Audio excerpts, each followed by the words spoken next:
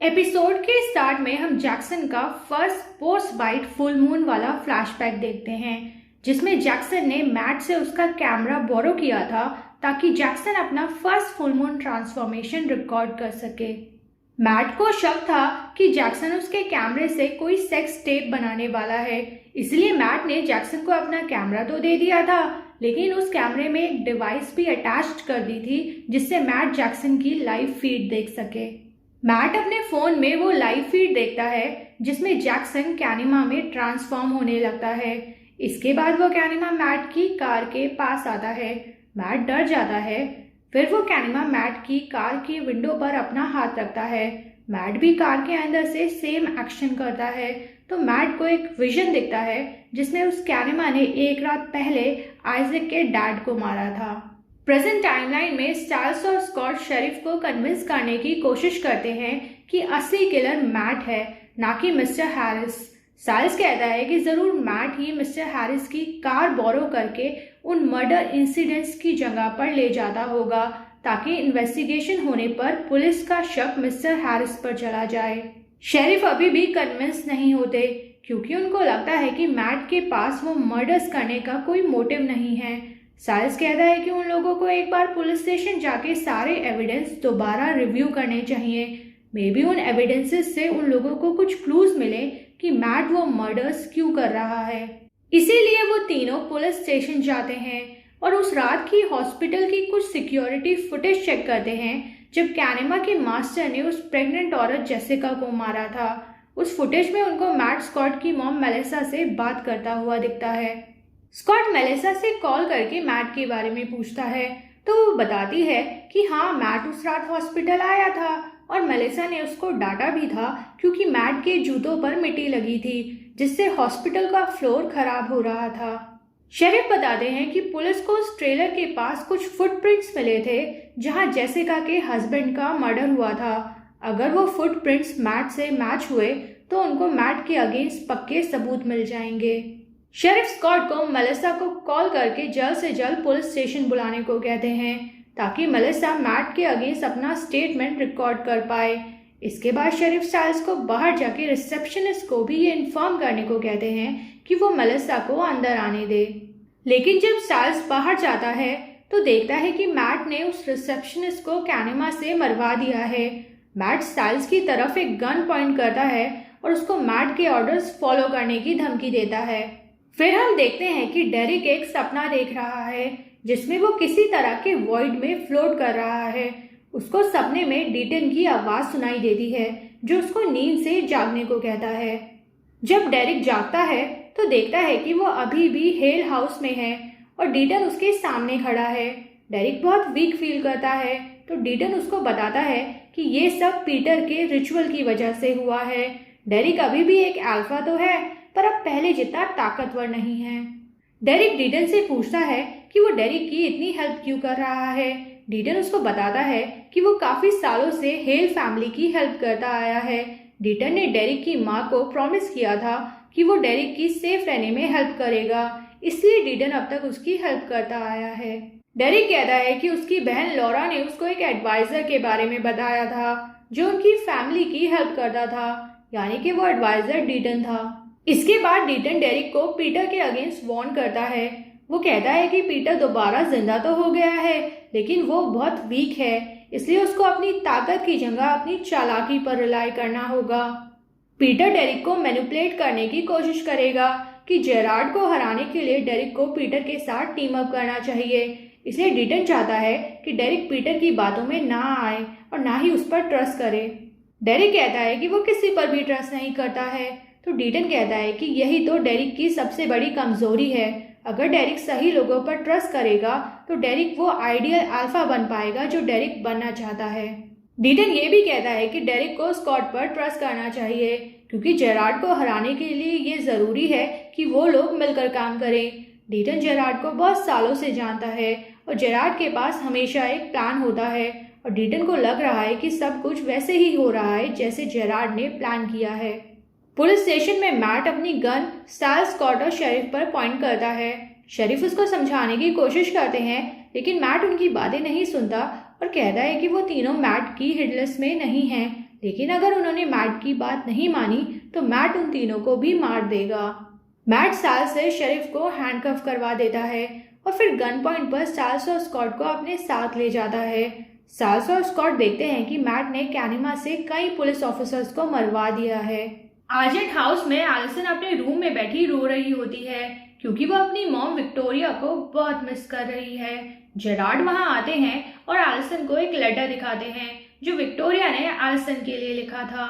Gerrard कहते हैं कि वो लेटर विक्टोरिया ने जेरार्ड को दिया था ताकि विक्टोरिया के मरने के बाद जेरार्ड एलिसन को वो लेटर पढ़ के सुना सके।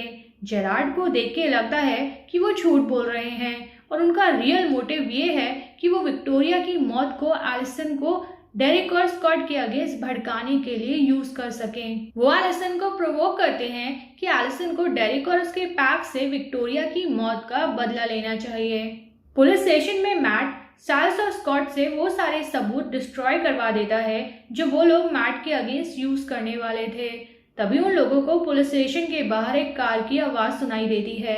उन तीनों को लगता है कि वो स्कॉट की मॉम मेलिसा है, लेकिन वो डेरिक होता है जो स्कॉट को ढूंढता हुआ वहां आया है। लेकिन इससे पहले कि डेरिक उनकी हेल्प कर पाए, जैक्सन यानी कि कैनेमा डेरिक को अपने वेनम से पैरालाइज कर देता है। आर्जेंट हाउस में एलिसन अपनी मॉम का लास्ट लेटर जला देती है क्योंकि जेरार्ड ने ही उसको ऐसा करने को कहा था। एलिसन को देख के लगता है कि उस पर जेरार्ड का मैनिपुलेशन काम कर गया है। एलिसन बहुत गुस्से में होती है और अपने रूम से वो सारी चीजें हटा देती है जिससे उसको इमोशनल या सेंटिमेंटल अटैचमेंट हो, क्योंकि इस समय वो अपना फोकस सिर्फ एक चीज पर रखना चाहती है, रिवेंज। इसलिए वो डेरिक और उसके पैक को हंट करने की तैयारी करती है। पुलिस स्टेशन में डेरिक को भी पता चल जाता है कि मैट ही वो कैनेमा मास्टर है। मैट उन सबको बताता है कि कैनेमा को यूज करते करते उसको वेयरवुल्व्स और हंटर्स के बारे में भी पता चल गया है। मैट साल्स से पूछता है कि स्टाइल्स का सीक्रेट क्या है, क्या स्टाइल्स भी हर फुल मून को कोई सीक्रेट मॉन्स्टर बनता है। स्टाइल्स सार्कास्टिक रिप्लाई देता है तो मैट कैनेमा के वेनम से स्टाइल्स को भी पैरालाइज करवा देता है। तभी उन लोगों को बाहर से एक और कार की आवाज सुनाई देती है। मैट स्कॉट को धमकी देता है कि अगर स्कॉट ने मैट के ऑर्डर्स फॉलो नहीं किए तो मैट स्टाइल्स को मार देगा। इसके बाद मैट गन पॉइंट पर स्कॉट को रिसेप्शन एरिया ले जाता है। मेलिसा पुलिस स्टेशन के अंदर आती है तो मैट मेलिसा के सामने स्कॉट को गोली मार देता है। इसके बाद वो मेलिसा को एक जेल सेल में लॉक कर देता है। मेलिसा उससे रिक्वेस्ट करती है कि स्कॉट को मेडिकल हेल्प की ज़रूरत है, लेकिन मैट उसकी एक नहीं सुनता और कहता है कि अगर मेलिसा चुप नहीं हुई तो मैट अगली गोली स्कॉट के सर में मारेगा। गन पॉइंट पर मैट स्कॉट को दूसरे रूम में ले आता है। स्कॉट कहता है कि सारे सबूत तो मिट चुके हैं, फिर मैट अब भी उनके पीछे क्यों पड़ा है। मैट कहता है कि उसको वो बीस्टियरी चाहिए, वो सेम बुक जिसमें सभी सुपरनैचुरल क्रिएचर्स के बारे में लिखा है। स्कॉट उसको बताता है कि वो बुक जेरार्ड के पास है। वो उससे ये भी पूछता है कि मैट को वो बुक क्यों चाहिए। मैट कहता है कि उसको कैनेमा के बारे में और इन्फॉर्मेशन जाननी है। फिर मैट अपनी शर्ट ऊपर करता है और हम देखते हैं कि मैट भी खुद धीरे धीरे कैनेमा में ट्रांसफॉर्म हो रहा है और इसलिए उसको वो बीस्टियरी चाहिए। एलिसन को स्कॉट के फ़ोन से एक मैसेज आता है कि वो जल्द से जल्द बीस्टियरी लेके पुलिस स्टेशन आ जाए। एलिसन वो मैसेज जेरार्ड और क्रिस को दिखाती है और कहती है कि ज़रूर वो मैसेज किसी और ने स्कॉट के फ़ोन से किया है, क्योंकि स्कॉट और एलिसन मैसेजेस के थ्रू कांटेक्ट नहीं करते हैं। उस मैसेज में ये भी लिखा होता है कि डेरिक भी पुलिस स्टेशन में ही है। इसलिए आर्जेंट समझ जाते हैं कि ज़रूर उस कैनेमा के मास्टर ने स्कॉट को किडनैप कर लिया है और उसी ने स्कॉट के फ़ोन से वो मैसेज किया होगा। आर्जेंट्स के पास ये अच्छा मौका है उस कैनेमा के मास्टर और डेरिक को पकड़ने का। जेरार्ड पूरे प्लान की अथॉरिटी एलिसन को देते हैं, क्योंकि आर्जेंट फैमिली में फीमेल लीडर्स होती हैं और मेल सोल्जर्स। अब विक्टोरिया नहीं रही तो एलिसन उनकी नई लीडर बन गई है। क्रिस आर्ग्यू करते हैं कि एलिसन अभी बहुत छोटी है, लेकिन जेरार्ड कहते हैं कि एलिसन बहुत समझदार है और ये रिस्पॉन्सिबिलिटी अच्छे से हैंडल कर लेगी। As a new leader Alison decide करती है कि वो लोग पुलिस स्टेशन पर अटैक करेंगे, क्योंकि एलिसन डेरिक से बदला लेना चाहती है। क्रिस कहते हैं कि अगर स्कॉट बीच में आया तो एलिसन क्या करेगी। एलिसन कहती है कि स्कॉट ने विक्टोरिया को नहीं मारा, डेरिक ने विक्टोरिया को बाइट किया था। इसलिए इस समय डेरिक उनकी प्रायोरिटी है और अगर डेरिक का पैक या किसी और ने डेरिक को बचाने की कोशिश की तो उनको भी डेरिक के साथ साथ अपनी जान गंवानी होगी। डेरिक और साल्स अभी भी पैरालाइज होते हैं। डेरिक साल्स को बताता है कि उस बीस्टियरी से मैट को कुछ हेल्प नहीं मिलेगी क्योंकि मैट ने कैनिमा का गलत इस्तेमाल करके यूनिवर्स के रूल्स को तोड़ा है। मैट ने कैनिमा से उन लोगों को भी मरवाया जो लोग इनोसेंट थे और मैट ने खुद भी जेसिका का खून किया, इसलिए मैट भी अब कैनिमा बनता जा रहा है। साल्स कहता है कि वो बीस्टियरी मिलने के बाद मैट उन सबको मार देगा। डेरिक कहता है कि उनको जल्द से जल्द मैट को रोकना होगा और इसलिए डेरिक खुद अपने क्लॉज से धीरे धीरे खुद को हर्ट कर रहा है ताकि ब्लड के साथ साथ कैनिमा का वेनम भी उसकी बॉडी से निकल जाए। स्कॉट मैट से पूछता है कि उसने उन सब लोगों को क्यों मारा। मैट उसको अपनी स्टोरी सुनाता है। करीबन 5-6 साल पहले 2006 में आइजैक के डैड स्कूल की स्विम टीम के कोच थे और उनकी टीम ने एक बहुत बड़ी चैंपियनशिप जीती थी। इसी की खुशी में आइजैक के डैड ने अपने घर पर अपनी टीम के प्लेयर्स के लिए एक पार्टी थ्रो की थी। मैट उस समय आइजैक का दोस्त था और आइजैक के घर पर उस रात खेलने गया था। अंडर एज होने के बावजूद आइजैक के डैड ने अपनी टीम के प्लेयर्स को पार्टी में ड्रिंक करने दिया था और नशे में आइजैक के बड़े भाई ने मैट को स्विमिंग पूल में धक्का दे दिया था। उन लोगों को वो मजाक लगा था लेकिन मैट उस दिन मरते मरते बचा था क्योंकि मैट को तैरना नहीं आता था। आइजैक के डैड ने मैट को स्विमिंग पूल से बाहर निकाला था और मैट को ये इंसिडेंट सीक्रेट रखने की धमकी दी थी। आइजैक के डैड का मानना था कि मैट को तैरना नहीं आता तो गलती मैट की है, ना कि स्विम टीम के प्लेयर्स की। मैट स्कॉट को बताता है कि उस इंसिडेंट की वजह से मैट को पोस्ट ट्रॉमेटिक स्ट्रेस से गुजरना पड़ा था और हर रोज़ उसको उस इंसिडेंट के बुरे सपने आते थे और उसको लगता था कि वो फिर से डूब रहा है। जहां एक और मैट की लाइफ उस इंसिडेंट की वजह से बर्बाद हो गई थी, लेकिन आइजैक के डैड और उनकी स्विम टीम को तो वो इंसिडेंट याद भी नहीं था और वो लोग अपनी लाइफ नॉर्मली जी रहे थे। मैट बस यही विश करता था कि वो किसी भी तरह उन लोगों से बदला ले पाए और एक दिन मैट को वो मौका मिल ही गया। मैट स्कॉट को बताता है कि केट आर्जेंट की फ्यूनरल पर मैट एलिसन की कुछ पिक्स क्लिक कर रहा था। तभी उसको वहाँ आइजैक के डैड भी दिखे और मैट ने उनकी भी कुछ पिक्स खींच ली। आइजैक के डैड की पिक्स देख के मैट को बहुत गुस्सा आया और मैट ने विश किया कि आइजैक के डैड मर जाएं और वही हुआ। किसी ने आइजैक के डैड को उसी सेम रात को मार दिया। जब मैट को इस न्यूज़ का पता चला तो उसको बहुत खुशी हुई। मैट को लगा जैसे उसका बदला पूरा हो गया है। नेक्स्ट डे जब मैट ने जैक्सन को कैनिमा बनते देखा और कैनिमा ने मैट को आइजैक के डैड की मौत का विजन दिखाया तो मैट को समझ आया कि वो कैनिमा मैट से बॉन्ड हो गया है और उसने आइजैक के डैड को मैट के लिए ही मारा है। इसके बाद मैट और कैनिमा में एक बॉन्ड क्रिएट हो गया।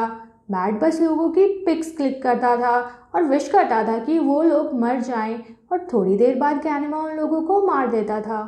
मैट स्कॉट को फ्यूरीज के बारे में बताता है जो ग्रीक माइथोलॉजी में एक तरह के देवता होते हैं और उन क्रिमिनल्स को पनिश करते हैं जो अपनी पनिशमेंट से बच जाते हैं। मैट कहता है कि जैक्सन मैट की फ्यूरी है।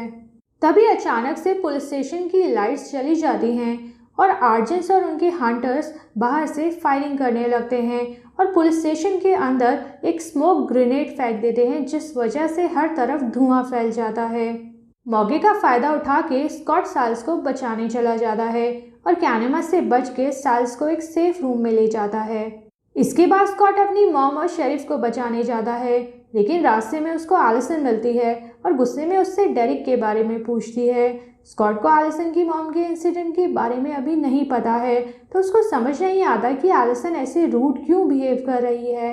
एलिसन स्कॉट को उससे दूर रहने को कहती है और खुद डेरिक को ढूंढने चली जाती है। क्रिस और एलिसन जैक्सन का पीछा करने लगते हैं, लेकिन जैक्सन कैनिमा में फुली ट्रांसफॉर्म होके उन पर अटैक कर देता है। क्रिस को बचाने के लिए एलिसन कैनिमा को शूट करती है, लेकिन कैनिमा पर कोई असर नहीं होता और वो एलिसन के पीछे लग जाता है। एलिसन उस कैनिमा से छुप जाती है, लेकिन वो कैनिमा उसको पकड़ लेता है और एलिसन को भी अपने वेनम से पैरालाइज कर देता है। तभी मैट वहाँ आता है और एलिसन को धमकी देता है कि अगर एलिसन मैट की नहीं हुई तो किसी और की भी नहीं होगी, लेकिन इससे पहले कि मैट एलिसन को मार पाए, क्रिस मैट को डिस्ट्रैक्ट करके एलिसन को वहां से ले जाता है। जेरार्ड बाहर ही वेट कर रहे होते हैं। धुएं की वजह से उनको खांसी होती है और वो दोबारा अपनी कुछ मेडिसिन लेते हैं। तभी उनको बाहर एक अनजान आदमी दिखता है और जेरार्ड उसको फॉलो करने लगते हैं। शेरिफ अपनी हथकड़ी खोलने की कोशिश करते हैं, लेकिन तभी मैट वहां आ जाता है और शेरिफ के सर पर जोर से वार कर देता है, जिस वजह से शेरिफ बेहोश हो जाते हैं। तभी डेरिक भी वहां आ जाता है और कैनिमा और मैट से लड़ने लगता है। मैट वहां से भाग जाता है। थोड़ी देर बाद स्कॉट भी डेरिक की हेल्प करने वहां आता है और उसकी मॉम उसका वेयरवुल्फ फेस देख लेती हैं और बहुत डर जाती हैं। कैनिमा वहां से भाग जाता है और डेरिक भी उसके पीछे जाता है। स्कॉट के पास इतना टाइम नहीं होता कि वो अपनी मॉम को सब कुछ एक्सप्लेन कर सके और वो खुद भी डेरिक की हेल्प करने कैनिमा के पीछे चला जाता है। रास्ते में स्कॉट को जेरार्ड मिलते हैं और हमें पता चलता है कि स्कॉट ने डेरिक का पैक जेरार्ड के कहने पर ज्वाइन किया था। कुछ एपिसोड्स पहले जेरार्ड ने स्कॉट को धमकी दी थी कि अगर स्कॉट उनके ऑर्डर्स फॉलो नहीं करेगा तो वो स्कॉट की मॉम मेलिसा को मार देंगे, और इसलिए स्कॉट अब तक जेरार्ड के ऑर्डर्स फॉलो कर रहा था। जेरार्ड ने ही स्कॉट को डेरिक का पैक ज्वाइन करने को कहा था ताकि स्कॉट जेरार्ड के लिए डेरिक और उसके पैक पर निगरानी रख सके। स्कॉट ने जेरार्ड को मैट और कैनिमा के बारे में भी ऑलरेडी बता दिया था, लेकिन जेरार्ड ने अब तक ये इन्फॉर्मेशन क्रिस और एलिसन से छुपाई। जेरार्ड स्कॉट को अपनी मॉम और बाकी के फ्रेंड्स को वहां से ले जाने को कहते हैं। जैक्सन और कैनिमा को हंटर्स संभाल लेंगे। जेरार्ड का मेडिसिन केस नीचे गिर जाता है तो स्कॉट उनको वो केस नीचे से उठा के देता है। फिर हम देखते हैं कि डेरिक वहीं छुपा था और उसने स्कॉट और जेरार्ड की सारी बातें सुन ली हैं कि स्कॉट जेरार्ड के कहने पर डेरिक पर स्पाई कर रहा था। मैट पुलिस स्टेशन से भागने में कामयाब होता है, लेकिन रास्ते में जेरार्ड उसको पकड़ लेते हैं और एक नदी में डुबा के मार देते हैं। वो कैनिमा भी वहां पर आ जाता है। अब क्योंकि मैट नहीं रहा तो उस कैनिमा को पानी से डर नहीं लगता है। जेरार्ड इस सिचुएशन का फायदा उठाते हैं और कैनिमा के साथ बॉन्ड करके खुद उसके नए मास्टर बन जाते हैं। फिर हम देखते हैं कि पीटर भी दूर खड़ा ये सब देख रहा होता है और जेरार्ड को कैनिमा का नया मास्टर बनते देख शॉक हो जाता है। इसी के साथ ये एपिसोड खत्म हो जाता है। अगर आपको इस एपिसोड की एक्सप्लेनेशन अच्छी लगी हो तो प्लीज़ इस वीडियो को लाइक और चैनल को सब्सक्राइब ज़रूर कीजिएगा। Thank you for watching and take care.